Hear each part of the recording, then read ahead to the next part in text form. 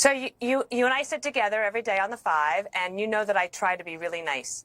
And I intended to find something that I could say, wow, that was great. So news of the day at the top, understandable.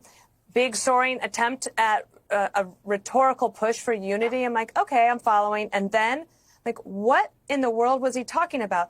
For example, when he talks about dark money, does he not remember that just last week he gave the Medal of Honor, or Medal of Freedom Award to George Soros? He talked about the fact that they had the biggest economic rebound than ever. He never mentioned COVID, which was the entire premise of his presidency. Today, I looked at a poll. Britt mentioned our poll. There was another poll, the Gallup poll. They asked about 18 issues.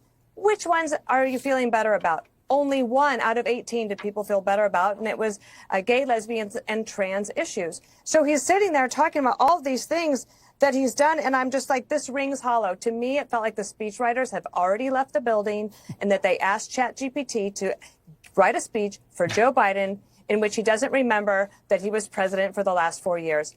If you ask people, are you better off today than you were 4 years ago? The answer is no, except for maybe the solar companies and the Delta smelt. That was mean, Dana. Wow, Britt Hume. I tried. Dana is. After watching that clip, it's clear that President Joe Biden isn't leaving the presidency on the best terms. With a 68% disapproval rating, it's like he's ending his time in office the way a once great quarterback might leave the game. On the bench, overshadowed by someone new. Instead of going out on a high note, Biden's farewell feels dark, divisive, and even hypocritical.